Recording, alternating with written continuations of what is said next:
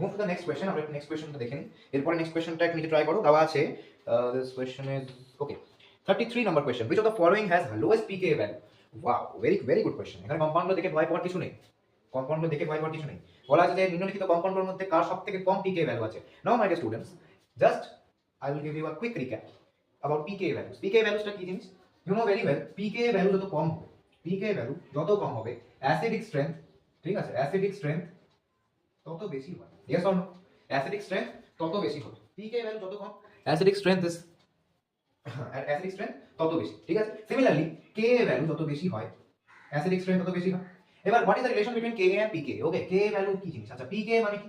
pKa মানে হচ্ছে negative log of Ka। Yes or no? Negative log of Ka।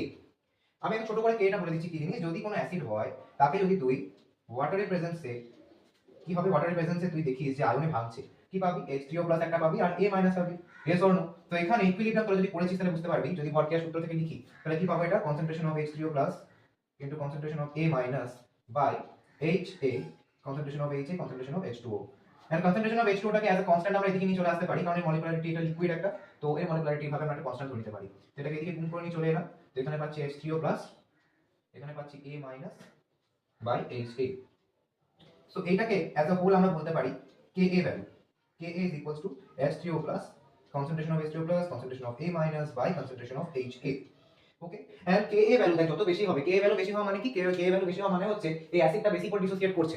And when a acid dissociates more, যখন কোনো acid বেশি dissociate করে, that means এটা একটা স্ট্রং অ্যাসিড, ঠিক আছে। তার মানে অ্যাসিডিক স্ট্রেংথ বাড়ছে, Ka ভ্যালু যত বাড়বে অ্যাসিডিক স্ট্রেংথ তত বাড়বে, ঠিক আছে। সিমিলারলি এখানে দেখ, যেহেতু মাইনাস একটা সাইন দেওয়া আছে, pK ভ্যালুতে মাইনাস লগ অফ Ka না হয়, তাহলে মাইনাস সাইন দেওয়া আছে। সিমিলারলি Ka যত বাড়বে, মাইনাস দেওয়া আছে, তার মানে pK তত কমবে, দ্যাট মিন্স pK যত কমবে অ্যাসিডিক স্ট্রেংথ তত বাড়বে। Okay, I hope you will understand. এবার দেখেন এটাকে, দেখ লিয়া, চলো आते हैं, बढ़ते हैं क्वेश्चन 2।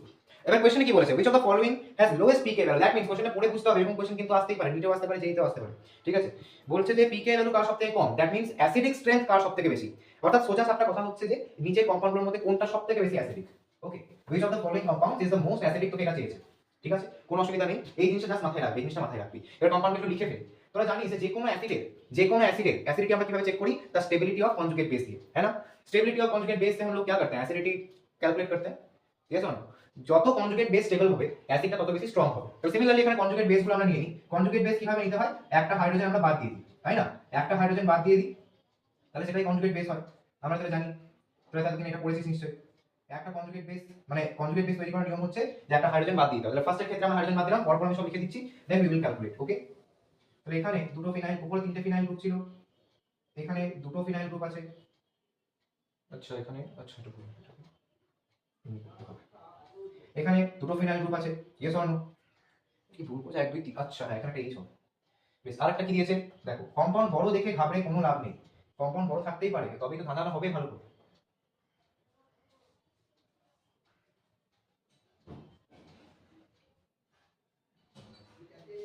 হলো, এইখান থেকে এইচ বের করছি, দ্যাট মিন্স এখানে মাইনাস হবে। আরেকটা কম্পাউন্ড কি? আরেকটা কম্পাউন্ড হচ্ছে, কোথায় আঁকবো? এখানে রেখে দিচ্ছি।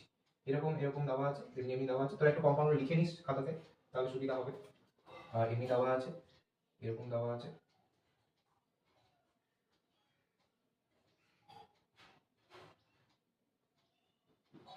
আমি একটু তাড়া করতে লিখছি, তো একটু গন্ডগোল হতেই পারে। ওকে, একটু গন্ডগোল আসতেই পারে। এরকম একটা আছে, এমনি একটা আছে, আর এখানে একটা মাইনাস আছে।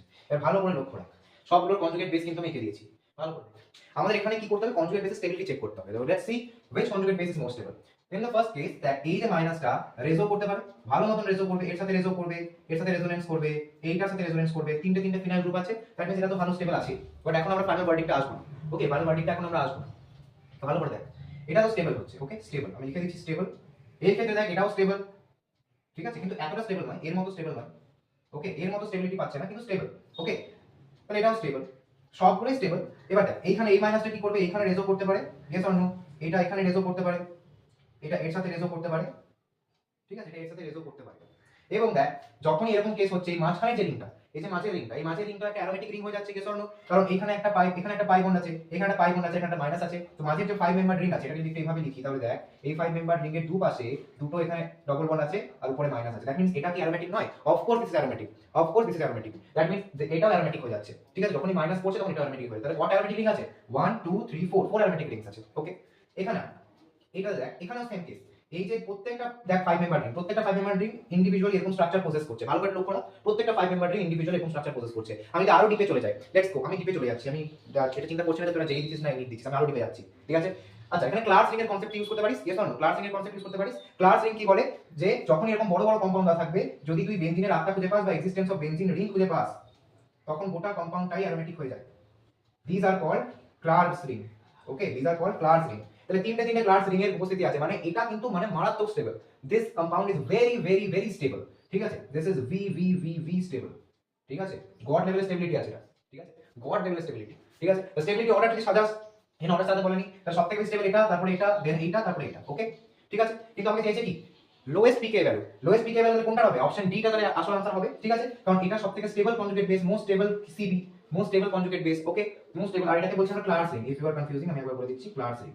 This are called class ring. যত কম্পাউন্ড থাকুক বড় বড়, পাইরিন দেখ, ঠিক আছে? পাইরিন দেখ বা করোনিন দেখ, ঠিক আছে? পাইরিন কি জিনিস, পাইরিন আমি এখানে করে দিচ্ছি, দেখ পাইরিন দেখ, ঠিক আছে? পাইরিন তোকে দেখ। পাইরিন আরেকটাও হয়, CCl4 কেও পাইরিন বলা হয়, কিন্তু ওটা আলাদা জিনিস, এটা আলাদা জিনিস। তাহলে এটা পাইরিন দেখ, ঠিক আছে? এখানে তোকে পাইরিন দিল, ওকে, পাইরিন তোকে দিয়ে দিল, ভেরি গুড, 2 3 4, ঠিক আছে? তোকে পাইরিন দেখ আর যাই দেখ, ঠিক আছে? তোকে পাইরিন দেখ আর তোকে যাই দেখ, তুই কিন্তু ইজিলি এখান থেকে বের করতে পারবি, ঠিক আছে? এটাতেও ক্লাস রিং এর উপস্থিতি আছে।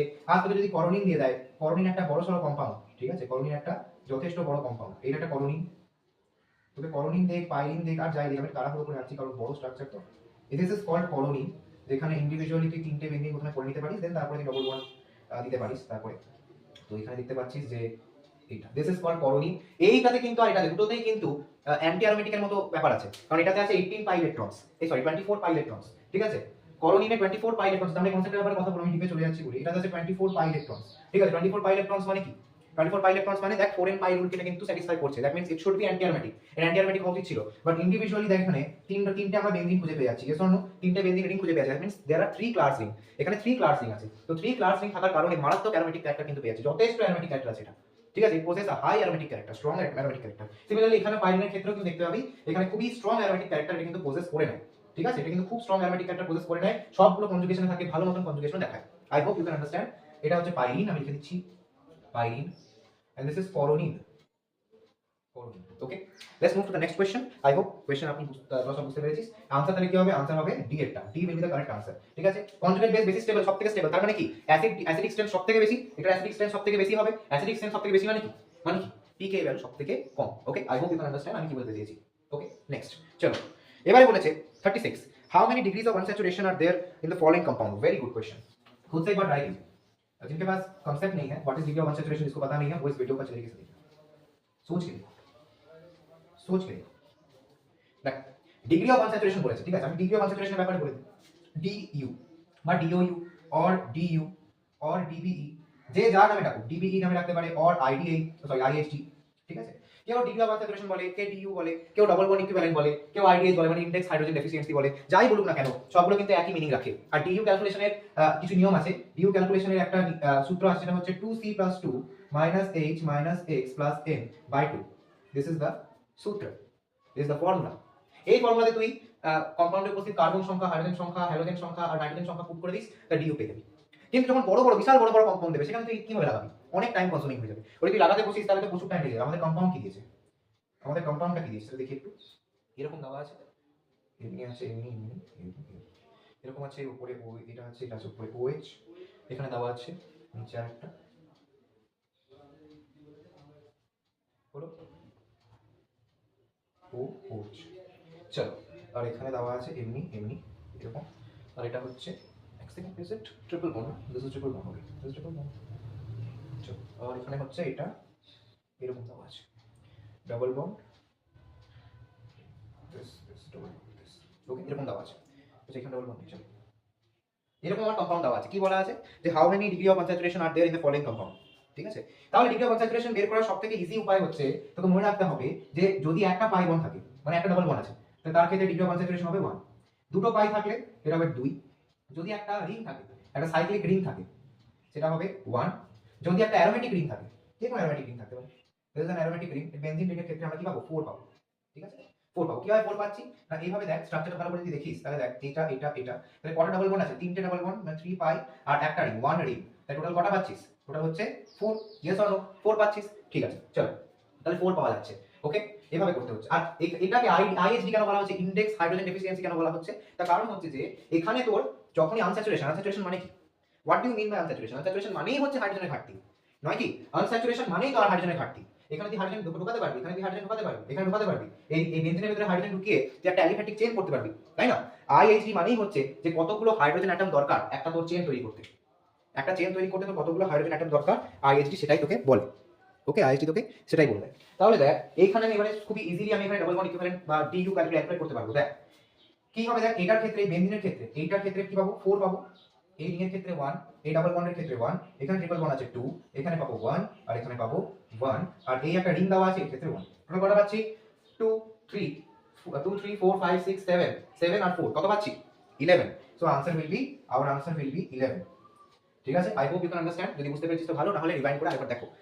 ওকে, বুঝতে পারা গেল। এই রিং এর জন্য অ্যারোমেটিক রিং আছে, ঠিক আছে, বেনজিন রিং আছে, এর জন্য 4, ট্রিপল বন্ড আছে তাই দুটো পাই আছে 2, এখানে একটা ডাবল বন্ড আছে 1, এখানে একটা ডাবল বন্ড আছে 1, এই রিং এর জন্য 1, এই রিং এর জন্য 1, এই ডাবল বন্ডের জন্য 1। ওকে, টোটাল সাম কর দেখ 11 হবে। ওকে, আই হোপ ডিইউ তে, এবারে ডিইউ তে যাই কনসেপ্ট দেখ, যে কোনো কোশ্চেন দেখ ডিইউ থেকে পারা যাবে আশা করছি। যদি পারা যায় তাহলে এবারে একটা বোনাস কোশ্চেন দিয়ে দিচ্ছি তোদেরকে। বোনাস কোশ্চেনটা হচ্ছে এরকম, যে তোকে দেওয়া আছে এরকম একটা কম্পাউন্ড, ভালো করে কোশ্চেনটা দেখ, তোকে দেওয়া আছে such type of compound, এরকম compound, ঠিক আছে?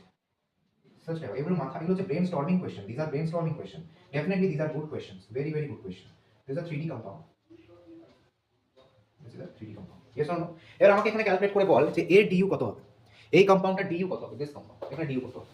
ট্রাই ইট ওয়ান্স, একবার ট্রাই कीजिए। হলো, ট্রাই করা হলো, ভেরি গুড। এটা আমি দেখাচ্ছি এখানে দেখ 1 2 3 4 5 6 7, এইটাতে কিন্তু তুই এখানে রিং দেখে বললে ভুল হয়ে যাবে, ঠিক আছে, কারণ এটা 3D স্ট্রাকচার, রিং দেখে বললে একটু ভুল হয়ে যাবে। হ্যাঁ, যাই।